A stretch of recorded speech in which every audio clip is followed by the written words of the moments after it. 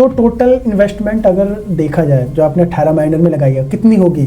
आयर, उसका infrastructure, cooling, ये सब चीज़ जोड़ के लगभग 20 लाख से आसपास 21 तक खर्चा हुआ है। क्योंकि आइडिया अगर आप दो 18 माइनर से मतलब क्या बन जाता है अगर डेली का या फिर महीने का? 185। तो क्या एसी का बेनिफिट है कुछ? बिल्कुल नहीं, कोई फ़ायदा नहीं। कुछ लोग इंटरनेट को भी लेके कहते हैं तो कितना इंटरनेट चाहिए और कितने इंटरनेट पे कितना चल जाएगा, ये बहुत से लोगों का डाउट है। मेरा मानना है कि सबसे ये आसान चीज़ है, अगर पूरे सेटअप में करना इंटरनेट सबसे आसान चीज़ है। कितनी इलेक्ट्रिसिटी या फिर क्या रेट होना चाहिए कि कस्टमर के लिए बेनिफिट है इस माइनर को चलाने में? सबसे बड़ा इशू है, तो बता रहा हूँ कि सबसे बड़ा इशू है तार जलते हैं, वही सर्विस वाले जो डायरेक्ट पोल से आ रहे हैं वो भी जलते हैं। वो जलते हैं। मेन जो डोर होते हैं जो सरकारी होते, तो क्या पावर कट माइनर को इशू करता है? मेरे जो पैसे लगते थे अब देने के बाद मैं इन्वेस्ट कर सकता हूँ, फिर एक माइनर खरीद सकता हूँ। आप इजीली बड़े आराम से 1 2 3 माइनर खरीद सकते हो हर महीने। और मैं साइड इनकम, जैसे माइनर को हम परमानेंट नहीं मान के चलें। बिल्कुल। तो इस मेरा मानना है कि आपका माइनिंग एक ऑप्शन होना चाहिए, लेकिन परमानेंट ऑप्शन नहीं है। परमानेंट ऑप्शन नहीं है। तो जैसे आप ट्रेडिंग भी करते हो, माइनिंग भी करते हो, तो क्या प्रेफरेंस दोगे? क्या माइनिंग ज़्यादा अच्छी है ट्रेडिंग? बन जाता है इंसान, माइनिंग करने वाला ट्रेडर बन जाता है। माइनिंग करने वाला ट्रेडर बन जाता है। बिटकॉइन माइनिंग आपको ना ऊपर उठाने में बहुत मदद करेगा। अब जिस हालात में अगर आप सही जगह पर इनकम लगा रहे हैं, अगर बिटकॉइन में लगा रहे हैं, तो आपको ऐसा ऊपर उठाने में मदद करेगा ना कि आप सोचेंगे भी नहीं।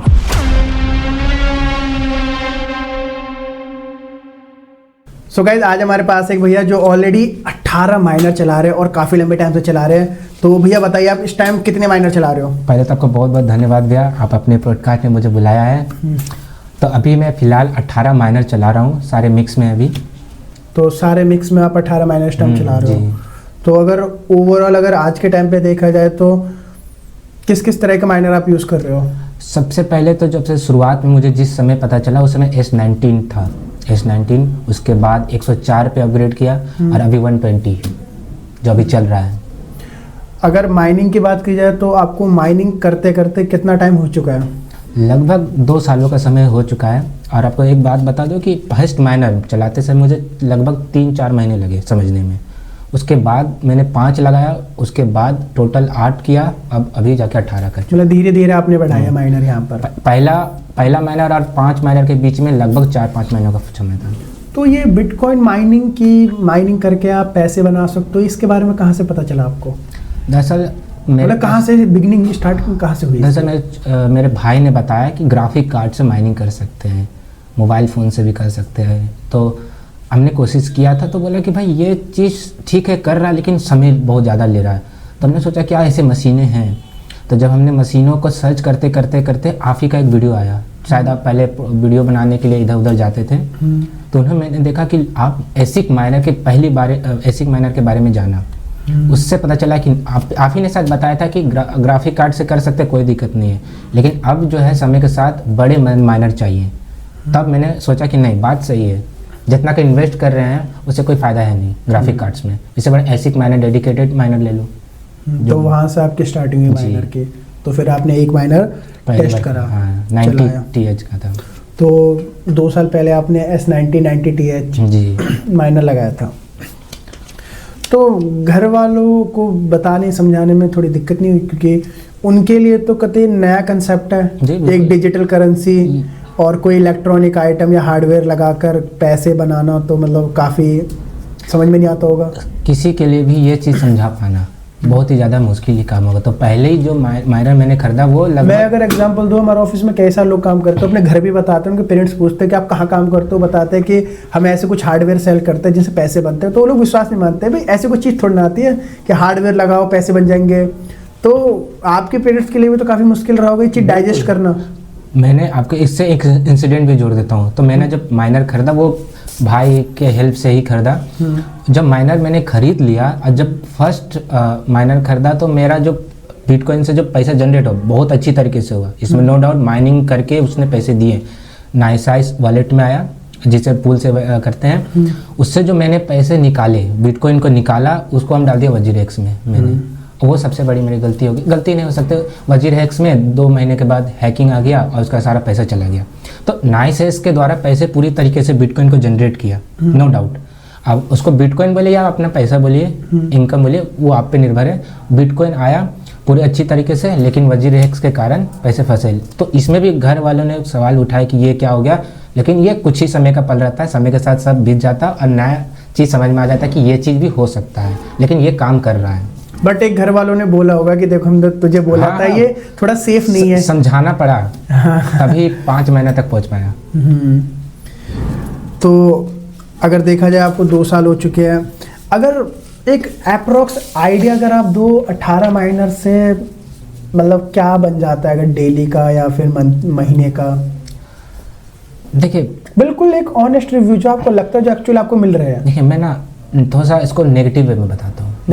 जैसे मैं बता रहा हूँ, लाइन कटना हो गया, बिजली चली जाना, या फिर कोई आंधी तूफान आ जाना, ये सब चीज़ें मिक्स हो सकती है, कोई तार गिर जाना, तो आपके एरिया का लाइट बिजली चली गई। तो कितने घंटे की लाइट आपके यहाँ मैं मान के चलता हूँ 20 घंटे पर डे रहती है, मान के चलते हैं। तो उस केस को लेते हुए तो हम नेगेटिव वे में मान के चलते लगभग 18 माइनर से बिल्कुल बेस जो एक्चुअल है, बिल्कुल हम लगभग 180 1,80,000 महीने के कह सकते हैं। बिल्कुल 180 या 90 जा सकता अगर बहुत अच्छा चला। जैसे बहुत कुछ फैक्टर करता है, जैसे बिटकॉइन का प्राइस है, ये चीज़ अगर लेके चले तो लगभग आपका 2 चल सकता है। तो अभी जब रिकॉर्ड कर रहे हैं इंडियन रुपीज में 82 लाख बैठता है बिटकॉइन, तो इस हिसाब से आप कैलकुलेट करके बता रहे हैं। हाँ वही 185, तो 18 माइनर जो कि आपके पास मिक्स मैच है 1,85,000 ये जा सकता है। तो नियर अबाउट 6,000 रुपए डेली के आपको बन रहे हैं माइनिंग से 18 माइनर। बिल्कुल मैं कम लेके बढ़ रहा हूँ कि उम्मीद ज़्यादा लेके ना चले। उम्मीद लेके चलेंगे तो आपका 2 लाख भी जा सकता है, 2,20,000 भी हो सकता है। बट वो बिटकॉइन के रेट के ऊपर भी अभी 1 लाख जब टच किया था तो अभी मेरा लगभग 2,60,000 हो जाता है, 2,60,000 हो जाता, जो अभी जब 1 करोड़ के आसपास बिटकॉइन का रेट था। 10,000 का भी बिटकॉइन का अगर फर्क बनता है तो बहुत ज़्यादा फर्क हो जाता है। हाँ, ओवरऑल में बहुत ज़्यादा फर्क आता है। जितना बिटकॉइन बढ़ेगा उतना आपका रेवेन्यू बढ़ेगा। अगर लगेगा कि थोड़ा सा इंक्रीज, लेकिन बहुत इंक्रीज कर जाता है। तो आपकी परचेज भी अलग अलग टाइम पे अलग अलग माइनर की रही होगी। तो शुरुआत का माइनर वो कितने में खरीदा था आपने? 90 टेराहर्ट्ज़। जैसे आपसे आज भी डिस्कस किया मैंने कि हम आगे का क्या नया माइनर का यूज कर सकते हैं भविष्य में। तो पहला माइनर आपने कौन सा 90 कितने खरीदा थे? मैंने एक ही खरीदा था, क्योंकि अब भाई मुझे भी नया था तो सीखना ही था। तब पहला 90 खरीदा, उसके बाद अगले बार में 4 खरीद लिया, और तो टोटल 5 हो गए। तो 5 माइनर में कितनी इन्वेस्टमेंट गई आपकी उस समय के टाइम? अभी तो 90 का बहुत कम रेट है, उस समय लगभग 1 लाख के आसपास होता था। तो 5 माइनर 5 लाख रुपए, 5 लाख हो गए। उस टाइम क्या मंथली देते थे ये? मंथली अगर बात करें तो एक माइनर जो है लगभग 10,000 चल जाता था, क्योंकि उसमें बिटकॉइन का प्राइस उतना था नहीं, बढ़ा नहीं। तो उस टाइम 10,000 रुपए लगभग देता था, 10-12 के बीच में ही जाता था, 10-12 के आसपास। ये 20 घंटे की लाइट के अकॉर्डिंग। हाँ। तो टोटल इन्वेस्टमेंट अगर देखा जाए जो आपने 18 माइनर में लगाई है, कितनी होगी? माइनर के टोटल इन्वेस्टमेंट प्लस इंफ्रास्ट्रक्चर जो आपने इसको चलाने में यूज करा है। मैं बताऊं, इसके लिए एक स्पेशल सेपरेट रूम बनाया हुआ है, सेपरेट रूम, उसमें कूलिंग की व्यवस्था, ये सब बाद में हम डिस्कस करेंगे बात में। बिल्कुल। तो लगभग माइनर और इंफ्रास्ट्रक्चर या फिर दोनों बता दो। वायर, उसका इंफ्रास्ट्रक्चर, कूलिंग, ये सब चीज़ जोड़ के लगभग 20 लाख से आसपास 21 तक खर्चा हुआ है। क्योंकि इसमें मैंने बीच में अगर ऐड करना स्टेबलाइजर भी लगाया था, तो इसमें भी मेरा थोड़ा सा गया था, लेकिन उसको अगर हम फिर भी ना जोड़े तो लगभग 20 लाख रुपया मेरा खर्च हुआ है। तो 20 के आसपास आपकी इन्वेस्टमेंट रही है, जिसमें नियर अबाउट आप कह रहे हो 1,80,000-90,000 ऐसे बन जा रहा है, जबकि मार्केट थोड़ा डाउन है। हाँ। मार्केट थोड़ा अच्छा हो जाए तो 20-30,000 का फर्क आ सकता है। मैं तो बोला 10,000 का भी फर्क है, 10-20,000 बिटकॉइन बढ़ता है तो आपके उसमें बहुत फर्क आ जाता है। 1% का मतलब है नियर अबाउट 1800-2,000 बढ़ जाना। बहुत बिल्कुल।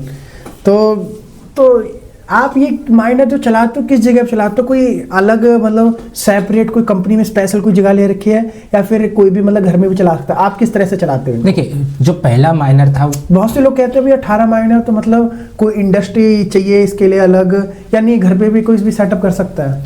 देखिए, इसमें फर्स्ट अगर माइनर लगा रहे हैं तो अब अपने रूम में ही लगा सकते हैं। अभी ठंड का समय तो गर्म हवा के लिए भी यूज कर सकते हैं, कोई दिक्कत नहीं, मजाक से। आप एक माइनर के लिए अपने घर में आराम से चला सकते हैं। बस ये याद रखना चाहिए, हवा अच्छी से आना चाहिए और बाहर अच्छे से जाना चाहिए, ये 2 चीज़ें। जब आप 5 पे जाएंगे तो आपको थोड़ा सा इशू होगा। किस तरह का इशू होगा वो? इशू जैसे आपको हवा, उसमें हवा जो अंदर इनटेक करेगा, हवा जो खींचेगा माइनर, उसमें आपको अच्छी तरीके से वेंटिलेशन होना चाहिए कि हवा खींच पा रही, खिड़की अच्छी खुली होनी चाहिए, और जब हवा छोड़ रहा है माइनर जो निकाल रहा है गर्म हवा, वो जब निकलने का अच्छा व्यवस्था होनी चाहिए। ऐसा नहीं कि आप बीच कमरे में रख दिए हैं दोनों तरफ खिड़की बंद, तो मतलब माइनर गर्म होगा। आपको नॉर्मल हवा और ठंडी हवा, मतलब गर्म हवा और नॉर्मल हवा अलग रखनी पड़ेगी। बिल्कुल, बहुत अगर माइनर को अगर लंबे समय तक चलाना है साफ करने के अलावा, तो ये सबसे ज्यादा इंपॉर्टेंट है। और हेड रेट भी गिरेगा जब आप कि नॉर्मल हवा और गर्म हवा अलग रहनी चाहिए, गर्म हवा मिक्स नहीं होनी चाहिए। एक ही सिक्के के दो पहलू है, हवा दोनों है, एक गर्म है ठंडा, दोनों सिक्कों को अलग ही रखना है। गर्म हवा नॉर्मल हवा अलग रहनी चाहिए अगर आप ज्यादा माइनर चलाना चाहते हो। तो यही सिनेरियो क्या 5 माइनर, 10 माइनर, 15 माइनर, 18 माइनर पे मतलब 5 माइनर तक ओके था, मैं बताया। उसके बाद जैसे मैंने इंक्रीज किया, मुझे पता चल गया था कि अब इसको एक सेपरेट रूम देना पड़ेगा, क्योंकि इसका नॉइज भी हो गया। नॉइज भी इशू करता है, ऐसा नहीं है कि एक समय के बाद आपका भी कान में इशू होने लगेगा, तो आपको एक सेपरेट रूम थोड़ा सा देना पड़ेगा। उसके बाद आपको हवा जो ले रहा है उसके लिए अलग से, और हवा जो निकल रहा है उसके लिए अलग से व्यवस्था देना होगा।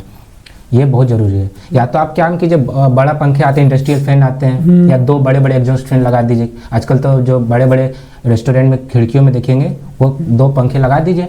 और आप हवा लाने के लिए जरूरी नहीं आप पंखा लगाओ, खिड़की रख दीजिए, वो हवा खींच लेगा।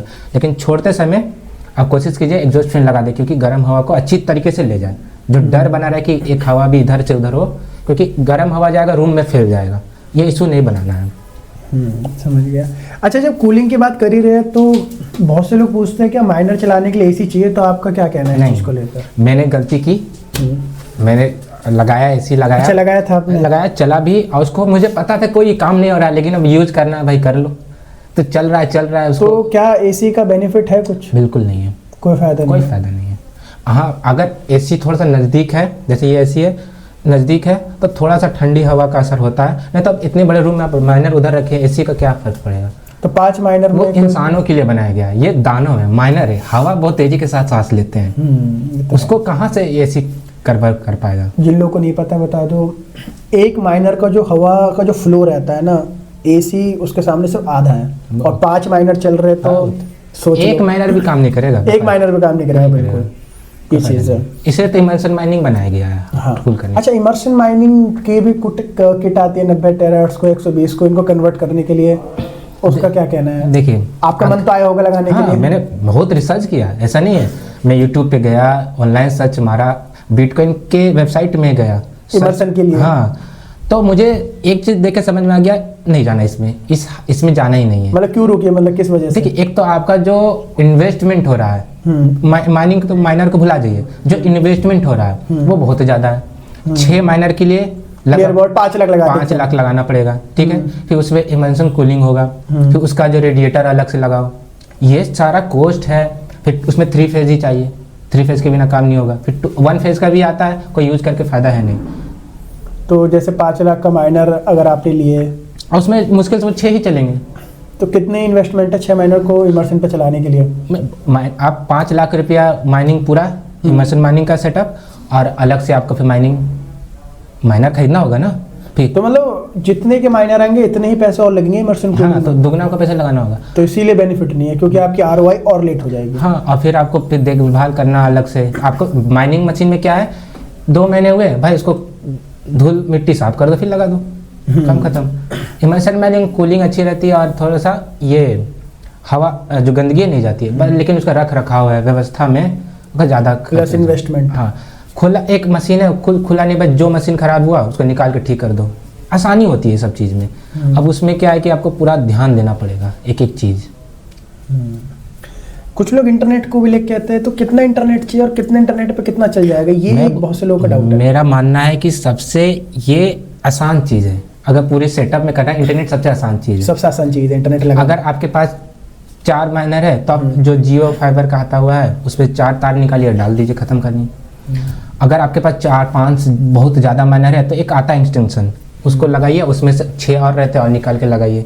आपको बढ़ाना है तो और बड़ा एक्सटेंशन खरीद लीजिए, जिसमें 16 पॉइंट होते हैं। तो क्या हैवी स्पीड चाहिए होती है इंटरनेट की? बिल्कुल नहीं, KB में जाती है इंटरनेट स्पीड। तो मतलब बेसिक प्लान से भी 18, 20, 25 जितने महीना चला सकते हैं। 10,000 रुपये महीने कमा रहे हैं, उसमें आप अगर 200, 300, 400 भी इन्वेस्ट कर रहे हैं, तो क्या फर्क पड़ता है? हाँ, ये भी है। और पावर बैकअप के लिए मतलब कुछ लोग पूछते हैं, पावर बैकअप दिया जा सकता है इन्वर्टर लगा के कुछ? बिल्कुल नहीं, सबसे ये बोल सकते हैं सबसे बेकार आइडिया है पावर बैंक देना।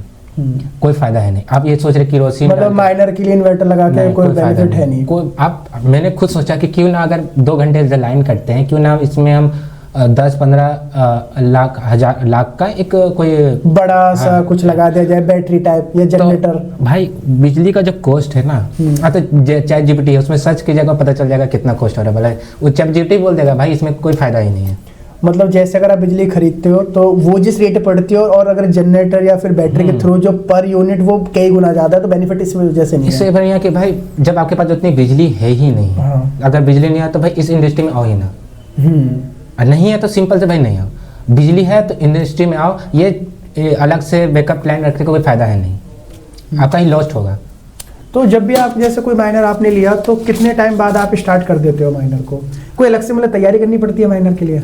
कुछ ज़्यादा है कुछ नहीं। देखिए एक बेसिक, अगर कोई भी कस्टमर या कोई भी आदमी एक माइनर लेता है तो किस तरह की बेसिक चीज़ें उसे मतलब करनी पड़ेगी उसे चलाने के लिए? देखिए मेरे पास बिजली की व्यवस्था ही होनी चाहिए। बिजली की व्यवस्था ठीक है, हम कॉस्ट पे आएंगे। अभी हम बिजली की व्यवस्था होने के बाद उसको हम डायरेक्ट क्या करते हैं, बस बार से जो मेन लाइन आया बस बार से 2 वायर निकालते हैं, नेगेटिव और पॉजिटिव। मतलब सिंपल तरीके से बच्चे को भी समझ में आ जाए। नेगेटिव पॉजिटिव निकला, उसको हम एमसीबी में डाल दिए। ये जो मेरा तरीका है। उस एमसीबी से फिर 2 तार निकला, वो मैंने वोल्टेज प्रोटेक्टर में डाल दिए। अब ये वोल्टेज प्रोटेक्टर क्या करता है कि एक लिमिट होता है, जैसे 180 के नीचे करंट जाएगा, वोल्टेज जाएगा तो ये माइनर को बंद कर देगा, बिजली देगा ही नहीं आगे। और अगर 230 के ऊपर जाता है तो ये फिर बंद कर देगा। यानी कि इसका जो रेंज हो गया 170 या 80 से लेकर 230 के बीच में। अब आप सोए हुए आराम से, बिजली आ रहा जा रहा, माइनर रुका हुआ है। जब ऑटोमेटिक जब वोल्टेज ठीक हो जाएगा तो बिजली आने लगेगा। वैसे मेरा मेंटेन अब 200 के आसपास ही वोल्टेज रहता है, तो ये चीज़ जरूरी होनी चाहिए। अब उससे जो निकला एक बोर्ड लगा हुआ है, 32 एम्पियर का 16 एम्पियर का 2 सॉकेट बोर्ड है।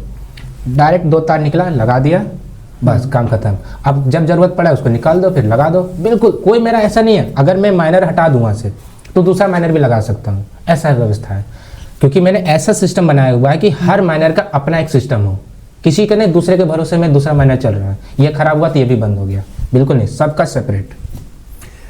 एक टॉपिक आता है बिजली या फिर आप कह लो पावर, तो कितनी इलेक्ट्रिसिटी या फिर क्या रेट होना चाहिए कि कस्टमर के लिए बेनिफिट है इस माइनर को चलाने में? 1 रुपया हो तो आओ, महीने का 1 रुपया महीने का बिजली में, 1 महीना चलाने में। 1 महीना चलाने अच्छा में। आप मान लेते हैं आप बहुत ही ज़्यादा कष्ट हो गया तो 10,000 रुपया 12,000 रुपया माने 1 महीना दे रहा है। अगर हम 1,000 रुपया महीने का बिजली में जाएगा फिर भी प्रॉफिट है, तो प्रॉफिट है फिर भी। लेकिन जैसे कोई फ्लैट में रह रहा है और उसकी बिजली बहुत महंगी है, शहर, हम ये शहरों में लगा ही नहीं सकते। मैं बता, शहरों में नहीं हो सकता, फ्लैट गाँव में भी नहीं हो सकता। गाँव में हो सकता है जहाँ पर बिजली बहुत सस्ती हो। देखिए ये माइनिंग जो मशीन चलते हैं ना, या फिर ऐसे गांव जहाँ पर मतलब फिक्स अमाउंट जाता हो, वही तो 700 रुपए। बिजली का जो रेट है वो बहुत सस्ती होनी चाहिए, तभी फायदा है। आप इंडस्ट्री में जब आपके पास बिजली सस्ती हो, अगर नहीं है तो आप फिर परेशान होंगे, फिर आपको भी बोलेंगे भैया बिजली का कॉस्ट इतना हो जा रहा है। तो आपको पहले समझ लेना चाहिए कि अगर हम इसमें आ रहे हैं, पैर डाल रहे हैं इसमें, तो बिजली पहले आप मेंटेन कर लीजिए कि मेरे पास सस्ती बिजली हो, जितनी ज्यादा सस्ती कम से कम बिजली। चोरी का बात नहीं कर रहे, सस्ती होनी चाहिए, जितनी सस्ती हो सके, जितनी सस्ती। मैं बोल रहा हूँ ना, अगर समझना हो कितना तो महीने में 1 रुपया। बिल्कुल। माइनर चलाने के लिए क्या सिंगल फेज और 3 फेज का मतलब रोल है? देखिए आप माइनर बहुत प्रकार के आती है, हम लोग भी जानते हैं। 3 फेज के आते हैं और सिंगल फेज के आते हैं, बीच का कोई रोल नहीं है। बट मेरे ख्याल से 3 फेज तो बहुत मुश्किल ही मिल पाती है। बहुत ही मुश्किल से मिल पाते हैं, सिंगल फेज रहते हैं। बिल्कुल। और जो 3 फेज वाले माइनर होते हैं अधिकतर ज़्यादा बिजली खाते हैं। हाँ, ये चीज़ ध्यान रखना। सबसे बेस्ट, अगर मेरा मानना है कि मैंने भी सोचा अगर 3 फेज का माइनर चलाते हैं तो क्या होगा, तो मैंने जब कैलकुलेट किया तो देखा कि भाई सिंगल फेज के जो माइनर है वो सस्ते में आते हैं और उसको हम सेपरेट करके अलग अलग लगा सकते हैं। और जो 3 फेज के माइनर आते हैं वो हैश रेट तो ज़्यादा देते हैं, महंगे भी ज़्यादा होते हैं। अगर एक माइनर भी खराब हुआ मेरा तो वो बैठ जाएगा, काम तो नहीं करेगा। अब मेरा जो इनकम होना चाहिए तो बंद हो गया ना। तो मैंने जब 1 लाख लगा के 1 माइनर खरीदा, वहीं 3 लाख लगा के 1 माइनर खरीदा, तो कौन सा प्रॉफिट है? 3 माइनर ज़्यादा बेनिफिट है, एक साथ बंद नहीं हो सकते, यानी 3 फेज में हम 3 माइनर चला सकते हैं, वहाँ पे एक ही माइनर चल रहा है, एक ही चलेगा, तो प्रॉफिट तो यहाँ पे साफ दिख रहा है। तो मतलब सिंगल फेज के जो माइनर है वो काफ़ी बेस्ट रहते हैं। अभी 200 हैश रेट का माइनर का दाम 3 लाख 4 लाख जाता है, हाँ, और ये एक 120 है, इसका रेट अभी 1 लाख के आसपास है। तो देख रहे हैं ना, 3 लाख लगा के हम 170 200 कर पा रहे हैं, 300 कर लेंगे। हाँ, या 3 खरीद लेंगे अगर सिंगल खरीद, तो फायदा ये होगा कि एक मशीन खराब होगा तो मेरा 2 मशीन चलेगा। तो ओवरऑल अगर 18 माइनर जैसा चलाते तो कितना किलोवाट का लोड ये लेते हैं माइनर? ये सवाल का जवाब तो मैंने अभी देखा नहीं है, पर एक माइनर का कैलक अगर पता हो तो इंटू कर दो 18, सिंपल है। तो एक माइनर कितना लोड लेता है? क्या ये जो 90, 104, 120 3 तरह के माइनर आप यूज कर रहे हो, क्या सबका लोड अलग अलग है? हाँ, थोड़ा सा अलग होता है, 19-20 का फर्क होगा, ज़्यादा है? थोड़ा सा फर्क होगा। जैसे 120 है वो थोड़ा सा कम ज़्यादा जाता है, लेकिन 90 बहुत ज़्यादा जाता है। तो कितना किलोवाट हम कह सकते हैं अगर ऑन एवरेज अगर आप देखा जाए तो? जैसे मुझे जो लगता है 90 तो 4 किलोवाट तक चला जाता है। ये जो 120 है 4 किलोवाट ना? हाँ, 4 किलोवाट। और जो 120 है वो 3.7। हाँ, 3.7 तक जाता है। 3.7। अब 18 माइनर मिक्स चला रहे हो तो मतलब बेस भी 3.5 पकड़े, तो हम कह सकते हैं कि 65 to 70 किलोवाट का लोड होगा। 70 किलोवाट का वोल्ट जा रहा है। देखिए 70 किलोवाट हम ऐसे भी कह सकते हैं ऑलमोस्ट। ये अगर 5 किलो का लोड हम बेस पकड़ ले किसी घर का, तो 14 घर की जितनी बिजली ये लोग खा लेते हैं माइनर, बहुत आराम से। तो तार की भी एक समस्या रहती होगी। तार की सबसे बड़ी समस्या मैं अगर बताऊं, अगर माइनर का इशू नहीं है तो जिस इशू के लिए मुझे सबसे परेशान रहा है, जो माइनर बंद हुआ है मेरा, तो सबसे बड़ा इशू मतलब आपके लिए क्या रहा फिर? सबसे बड़ा इशू है तो बता रहा हूँ कि सबसे बड़ा इशू है तार जलते हैं, वो भी सर्विस वाले जो डायरेक्ट पोल से आ रहे हैं, वो भी जलते हैं। वो जलते हैं। मेन जो डोर होते हैं, जो सरकारी जो केबल है, वो भी जल जाती है? नहीं, वो नहीं, जो मैंने सर्विस लाया वायर जो होता है पोल से, जो सरकारी केबल जो लगी है तो वहां से जो घर तक आ रही है वो भी जल जा रही है, वो जलते हैं। अगर माइनर का जो आपने अच्छा से किया हुआ तो इधर का इशू नहीं होगा, लेकिन आपके तार वो जल जाते हैं। इसका पीछे का कारण यह है कि या तो आपने वोल्टेज को ठीक से मैनेज नहीं किया, जितना करंट आ रहा हो। देखिए मेरा जो एक वायर से जॉइंट का भी फर्क पड़ता है क्या? हाँ, जॉइंट का फर्क पड़ता है, जहाँ जॉइंट होता है वहाँ फर्क पड़ता है। अब तो जलते कहाँ से? जॉइंट से जलते हैं फिर बीच में से भी दिक्कत? जॉइंट के इधर से सारे जल जाते हैं पीछे तरफ से, और इधर भी धीरे धीरे जलना शुरू होते हैं। देखिए जितना हो सके उसको जॉइंट ना नट बोल्ट से करना चाहिए। लग 1-2 लग लीजिए, उसको कनेक्ट कीजिए, ये लीजिए और उसको बीच से नट से टाइट कर दीजिए, सबसे अच्छा तरीका, बेटर तरीका। और नहीं तो कोशिश कीजिए कि आपका जो मेन वायर है, मेन वायर को कॉपर से लेके आइए नीचे से, फिर उसको एल्युमिनियम से कनेक्ट करके ले जाइए। नहीं तो आप 6 mm अगर 10 mm का वायर यूज कर सकते हैं कॉपर का। मेरा जो है एल्युमिनियम का ही वायर है, तो एल्युमिनियम का वायर चल रहा है 25 mm का। तो अगर 5 माइनर जैसे चलाने हो तो कितने mm के कॉपर वायर चाहिए होगी? 5 माइनर 25 को एल्युमिनियम की बहुत है, लेकिन हम 4 चलाते हैं। 4 चलाते हैं क्योंकि हम। और अगर कॉपर लगानी हो तो कॉपर के लिए कितना चाहिए? कॉपर 16 अगर mm के वायर होंगे तो आपका आराम से 4 महीने चल जाएंगे। मैं इसीलिए नहीं ज़्यादा यूज करता कि अभी से मैंने फिक्स कर दिया। गर्मियों में इसका इशू होता है, गर्म होता है, गर्मियों में सब ज़्यादा होता है। तो आप क्यों ना ठंड में आप 5 बढ़ा दे रहे, तो अभी से इंतजाम करके रखिए। आपको 12 महीना चलाना है। हाँ, तो आप ये नहीं कि गर्मी में अलग चला रहे ठंडे में अलग, भाई एक फिक्स कर दो कि इस वायर से इतना ही महीना चलेगा। तो मतलब वायरिंग में थोड़ा ध्यान देना चाहिए बहुत ज़्यादा। एक माइनर में तो कोई दिक्कत नहीं होती होगी? नहीं, एक वायर में सबसे पहले दिन तो मेरा जल गया था। पहले दिन एक माइनर में? मैं क्योंकि घर का ही लाइन से चला दिया। अच्छा, तो घर वालों ने आपको फोन किया था कि सर भैया ये देखिए ये प्रॉब्लम हो रहा है, आप ही ने बोला कि 4 mm लगा। 4 mm की जगह मैंने 6 mm लगाया, और 6 mm से चला मैंने। फिर जब दूसरा महीना लगाया 6 mm में 2 महीने चल आराम से चल गए। तो 6 mm वायर में 2 महीने आराम से चल जाएंगे, लेकिन एक महीना चलाने कम से कम 4 mm का वायर होना चाहिए। कुछ लोग चला लेंगे लेकिन वो रिस्क में चल रहे हैं। सबसे बेहतर तरीका कि जले ना, फ्यूचर सिक्योर रहे, तो 4 mm सबसे बेहतर है एक माइनर के लिए। हाँ, 6 mm में 2, और अब बढ़ाना 16 mm में 4 आराम से कॉपर वायर में चल जाएंगे। तो क्या पावर कट माइनर को इशू करता है? और अगर नहीं करता तो क्या ये बनी हुई है माइनर कि आप इन्हें 24 घंटे to 30 दिन चला पाओ? 2 क्वेश्चन है, आपका क्या कहना है? मेरे तो क्या पावर कट दिक्कत करता है? पावर कट नहीं, हाँ अगर जैसे आसमानी बिजली कड़कती है, ये सब जो इशू है, तो वोल्टेज प्रोटेक्टर वहाँ से काम खत्म कर देता है। कोई कभी मतलब लाइट में ऊपर नीचे होगा तो वोल्टेज प्रोटेक्टर सेफ्टी कर देता है। और अगर ज़्यादा आप करना चाहते हैं तो आप एक माइनर में जो पंखे में नट में होते हैं ना, उससे एक तार लीजिए, सबको कनेक्ट करके ज़मीन में गाड़ दीजिए। एक धरती में ज़मीन के अंदर में एक कॉपर वायर डाल दीजिए, उससे एक तार निकालिए और सभी माइनर से टच करते हुए एक तार को कनेक्ट। अच्छा, अगर अर्थिंग ये भी खतरा हो सकता है तो पावर कट क्या दिक्कत करती है आपको माइनिंग? मेरे मशीन चल रहे हैं, लगातार चल रहे हैं, पावर कट से कोई दिक्कत नहीं है। जैसे बिजली चली जाना, फिर कभी भी आ जाना, वो तो आपका माइनिंग इनकम पे फर्क, मशीन में कुछ मशीन पे कोई फर्क नहीं पड़ेगा, वो तो बंद है, क्या फर्क पड़ रहा है। तो अच्छा, कुछ लोग पूछते भी है ये अगर 24 घंटे चलाते हो, 10 दिन 12 दिन चल जाए, रेस्ट ना मिले, तो क्या इसकी लाइफ पे फर्क पड़ता है? मैंने आपको सीधे से सबसे इम्पोर्टेंट है, हवा अच्छा दो, हवा अच्छा से निकालो। तो मतलब कोई अगर 10 दिन नॉन स्टॉप चले तो कोई दिक्कत नहीं? हाँ, ये बीच में आता है हर 2 महीने में, हर 2 महीने में उससे अच्छी तरीके से ब्लोअर से ब्रश से साफ करो। जैसे अब भाई गाड़ी है तो गाड़ी को साफ कर सकते हैं, लेकिन आपको जो इनकम दे रहा है उसके लिए आपके पास समय नहीं है। हम जितना हो सके मैंने प्रयास किया कि साफ सुथरा जगह रखें, उसके एरिया को साफ सुथरा ही रखें, मेंटेन रखें। ऐसा नहीं कि आप उधर से कचरा उड़ रहा है, आप हवा खींच रहा है, आप आराम से माइनर चला रहे हैं, अब माइनर चल रहा है मेरा अच्छा से। नहीं, आपको ध्यान रखना है कि ये भी एक मशीन है, कंप्यूटर है, बस कंप्यूटर का अलग रूप है, उसके हैशबोर्ड है, तो लॉजिक गेट लगे, सारा चीज़ लगा हुआ है। वो जब कंप्यूटर ही है तो उसको कंप्यूटर जैसा बिहेव करवाइए ना। कुछ लोग कहते हैं कि क्या हमें एक ट्रांसफार्मर की जरूरत होगी? किसके लिए जरूरी है? जिनको बहुत ज़्यादा लोड देना, 100 माइनर चलाना। कुछ लोग 5 माइनर 10 माइनर चलाते हैं, वो लोग भी पूछते हैं क्या ट्रांसफार्मर की जरूरत है? देखिए, कुछ लोग तो स्टेबलाइजर यूज करते हैं, ठीक है, वोल्टेज को नॉर्मल देने के लिए, लेकिन मेरा मानना है कि मेरा जो सच है, रियलिटी बता रहा हूँ, 2 सालों से 2 साल माइनर चलाना, 1 माइनर चल जाना बहुत है, मानते हैं?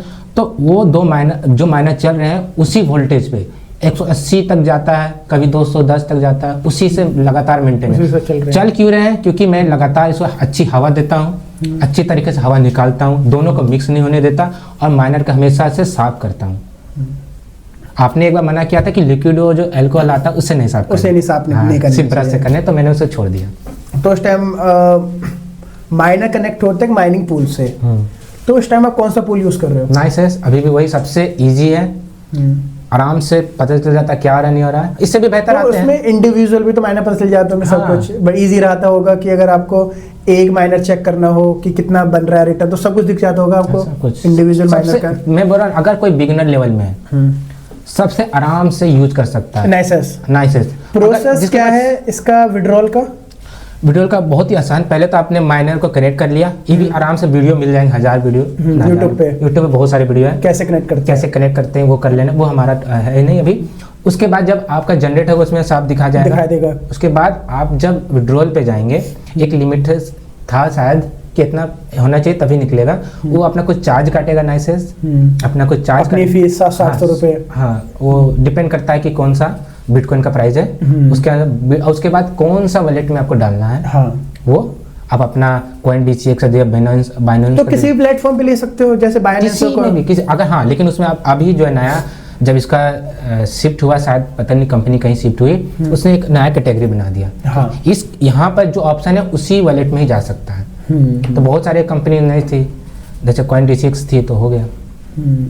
तो मतलब बेसिकली ट्रांसफर करने में कोई दिक्कत नहीं आती है? कितनी देर में आ जाता है? जैसे मान लो आप ट्रांसफर कर रहे हो मेरे को, आधे घंटे में मेरे को रिसीव हो जाएगा। हाँ, कभी एक इशू होता है, मुझे हुआ था कि मैंने इधर से कर दिया, यहाँ से सारा ओके हो गया, लेकिन मेरा उस वॉलेट में नहीं दिख रहा है। तो मैंने जब ध्यान से देखा कि जिस वॉलेट में, जैसे मेरा CoinDCX हो गया या कोई भी है, उसमें एक ऑप्शन आता है कि हाँ अप्रूव करने का कि हम ही पैसा को ले रहे हैं। हाँ, अगर बड़ा अमाउंट है तो ठीक है, वो वाला ऑप्शन को ओके करना पड़ेगा, नहीं तो आपका वॉलेट दिखाएगा ही नहीं, लगेगा इधर से पेंडिंग नहीं दिखाएगा, कंप्लीटेड दिखाएगा, सक्सेसफुल। एक चीज़ काफ़ी सारे लोग पूछते हैं कि अगर बिटकॉइन अगर आपको रखनी हो तो 2 मेथड मिलते हैं। एक मिलता है कि कोल्ड वॉलेट, जो कार्ड आ जाता है प्रॉपर, उसके अंदर रख सकते हो, ऑनलाइन से सब कट ऑफ हो जाता है। एक आता है कि पूल पे रख लो या फिर किसी प्लेटफॉर्म पे रख लो। क्या सेफ मानोगे? देखिए, आप क्या है वो डिपेंड करता है, आप जमा कर रहे हैं क्या आप कमा रहे हैं, मतलब साथ के साथ ही विड्रॉल ले रहे हैं? नहीं, आप कर क्या रहे हैं, आप पे डिपेंड करता है। अगर आपको दोनों सिनेरियो के लिए क्या कहना चाहोगे? अगर आपको है कि नहीं हमको बिटकॉइन सिर्फ सिक्योर करना है, मतलब होल्ड करना है लंबे टाइम, बस हमको कुछ मतलब नहीं है, हम सिर्फ होल्ड करने के लिए कर रहे हैं, तो आप इसको वॉलेट में रखिए या फिर जो फिजिकल कार्ड आता है उसमें डाल दीजिए, दोनों ऑप्शन है। लेकिन आपको है ट्रेडिंग करना भाई, हम पैसा निकाले, महीना हुआ 2 महीना हुआ, हमको चाहिए उसका कैश कन्वर्ट करना है, तो भाई डालो निकालो कोई उसके लिए तो आई थिंक 1 घंटा में पैसा निकालिए, 1 महीने में निकालिए, 1 साल में निकालिए, कोई फर्क नहीं पड़ेगा। आपको जरूरत क्या है, आपका जरूरत बताएगा आप पैसे को क्या कीजिएगा। आप मशीन बढ़ाना है तो इसी पैसे को, इनकम को निकाल के बेच दीजिए।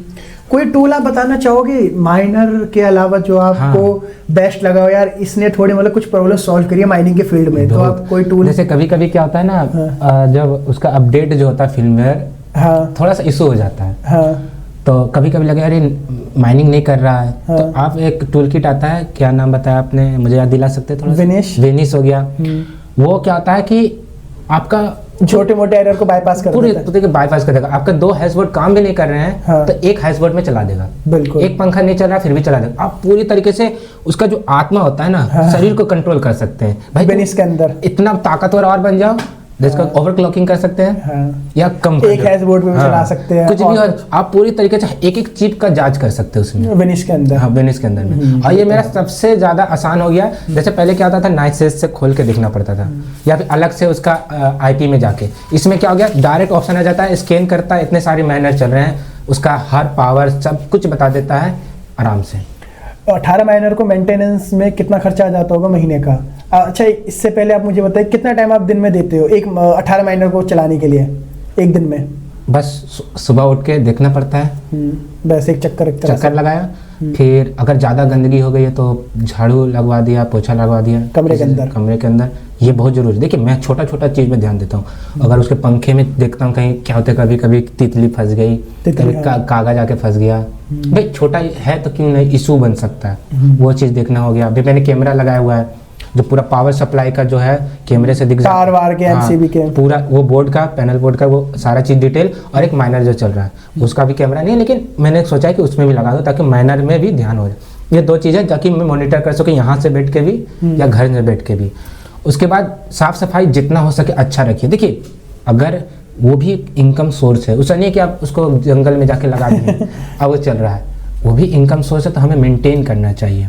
तो ये ज़रूरी है कि आप उसका साफ सफाई से लेकर ये ध्यान रखें, तभी मेरा 2 साल से लगातार मशीन बिना रुके चल रहा है। तो कितना टाइम चला जाता है आपका पर्सनली इसमें डेली? 15 आधा घंटा डेली आप क्या? कभी कभी तो मैं ध्यान ही नहीं जाता है, 2-4 दिन तक, 5 दिन तक कभी कभी नहीं देखता है। और कितना खर्चा आ जाता है ना 18 माइनर को मेंटेन करने के लिए?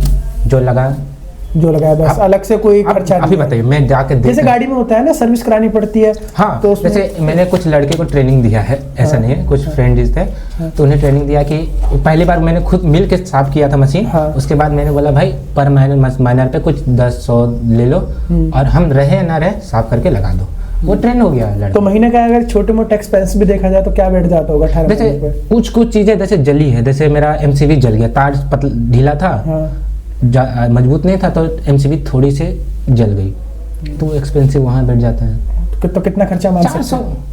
तो मतलब कुछ खास है नहीं, 1000-2000 ही बस ज़्यादा से ज़्यादा। कूलर लगा दिया, उसमें क्या है एक्सपेंसिव? हाँ, तो 1000-2000 से ज़्यादा हाँ लग सकता था वो है इलेक्ट्रिसिटी और माइनर में इन्वेस्टमेंट। देखिए कॉस्ट कहाँ पड़ता है जब आपने एक सर्वेंट बैठा के रखा हुआ है, हाँ, कि भाई देखते रहो, जरूरत ही नहीं है, वो करेगा क्या ना, उस पर कंप्यूटर में बैठ के काम करना है। वो मशीन चुपचाप एक बार कनेक्ट कर दिया अपने फोन से, चलते रहिए। तो कोई महीना कोई आपको याद हो माइनिंग में, या फिर कोई ऐसा टाइम जो आपको याद हो यार ये थोड़ा सा बुरा रहा, तो कोई है कोई मेमोरीज 2 साल में कुछ ऐसा रहा हो आपके लिए, क्या जो आप शेयर करना चाहो? 2-3 ऐसे हैं इंसिडेंट्स। तो सबसे पहला होता है, नॉर्मल ही था लेकिन सबसे हार्ड डाटा जब पहली बार माइनर खराब होता है। अच्छा, पहली बार जब खराब होता है, देखिए कोई भी चीज़ ऐसा नहीं परमानेंट है, उसका पावर सप्लाई खराब हो गया था, तो वो पहली बार मुझे बहुत शौक दिया। मैं उसका मशीन को साफ करके लगाया, फिर भी नहीं चालू हुआ, टेंशन हो गया। ठीक हो गई, ऐसा नहीं है, ठीक होके लग गया, लेकिन पहला वो था।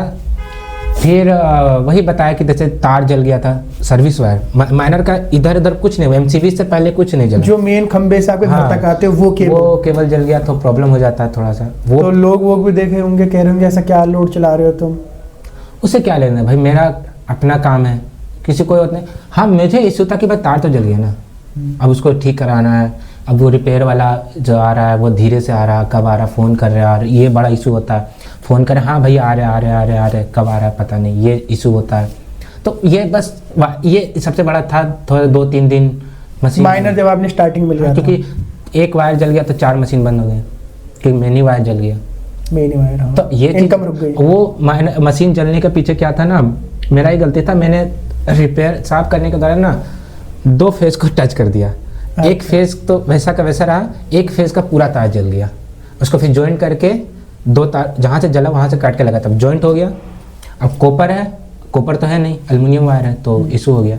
उसके बाद सब कुछ ठीक हो गया। और एक इशू हुआ, ये जो माइनर था इसका हैशबोर्ड ख़राब हो गया, और बस ये इसमें हैशबोर्ड ख़राब हुआ, इसमें थोड़ा सा दिमाग ख़राब हुआ कि पहली बार हैशबोर्ड ख़राब हो रहा है।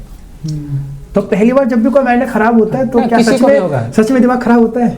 बिल्कुल होता है, क्योंकि देखिए आपको क्या है कि भाई जल्दी से लग जाए, काम शुरू कर दे। जब आपके पास, क्योंकि माइनर उस समय कम थे, तो होता है भाई क्या करेंगे।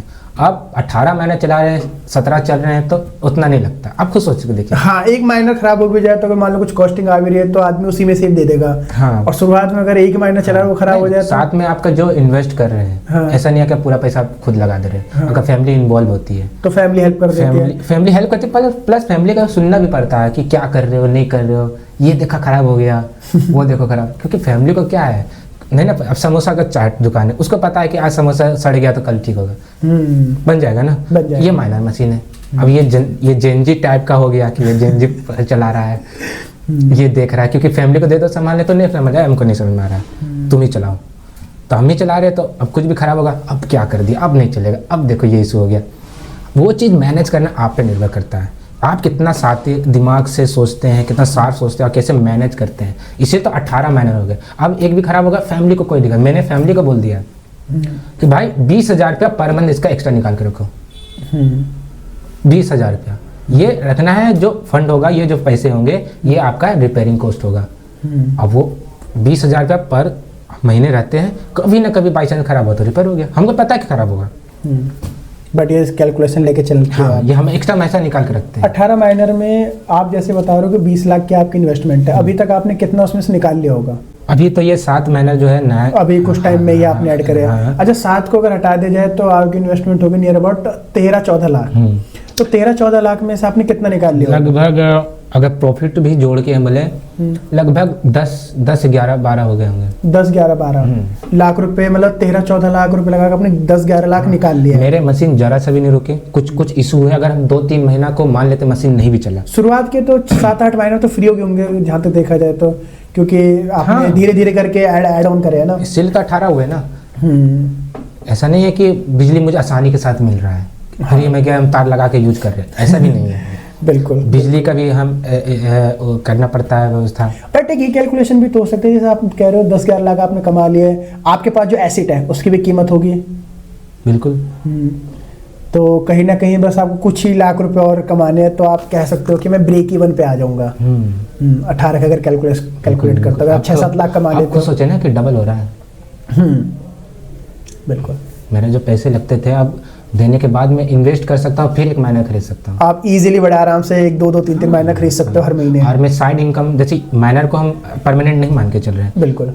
तो इस मेरा मानना है कि आपका माइनिंग एक ऑप्शन होना चाहिए, लेकिन परमानेंट ऑप्शन नहीं। परमानेंट ऑप्शन नहीं होना चाहिए। आप साइड में कुछ कीजिए, बिजनेस कीजिए, स्टोर खोलिए, अलग अलग आप चलाते हैं, बहुत कुछ करते हैं, माइनिंग भी करते हैं, कंप्यूटर के सामान भी बेचते हैं, गेमिंग कंप्यूटर भी बेचते हैं, सब कुछ करते हैं। ये चीज़ होनी चाहिए मेंटेलिटी की, एक्स्ट्रा भी काम करें।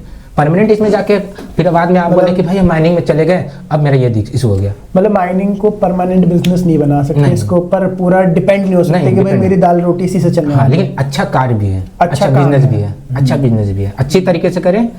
जैसे मैंने बोला साफ सुथरा ये सब व्यवस्था मेंटेन करके चलेंगे तो लगातार मशीन चलेगी और प्रॉफिट जनरेट होगा। आप उसको बेकार तरीके से चलाइएगा, बिल्कुल रूम में रख दिए, गर्म हवा जा रहा है, खींच रहा है, चल रहा है, वो 6 महीने भी गारंटी के साथ 3 महीने भी नहीं चलेगी, खराब हो जाएगी, क्योंकि लोड पड़ता है उसमें, और लोड जहाँ पड़ा मशीन जल्दी खराब होती है, और वो चाइनीज माल है।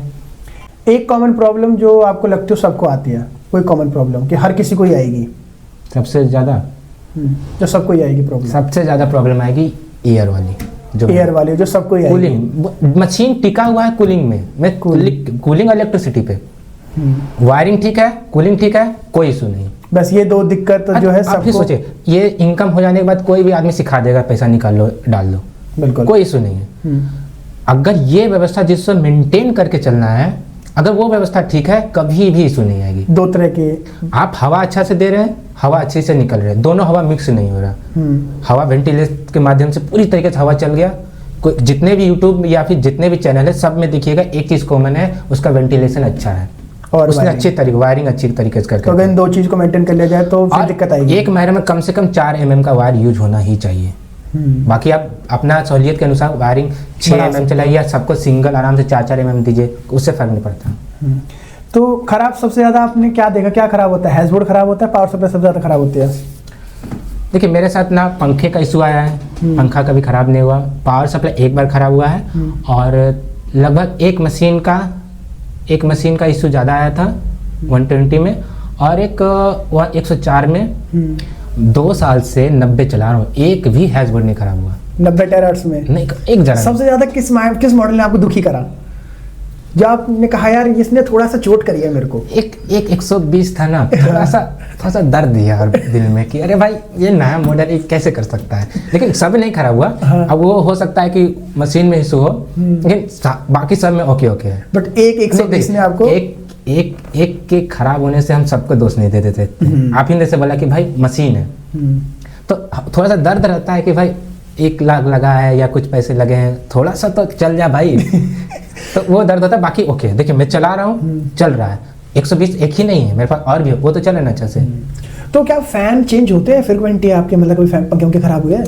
आज तक खराब नहीं हुए। खराब होंगे भी तो मुझे आप पे विश्वास है, तुरंत माल मेरा घर आ जाएगा।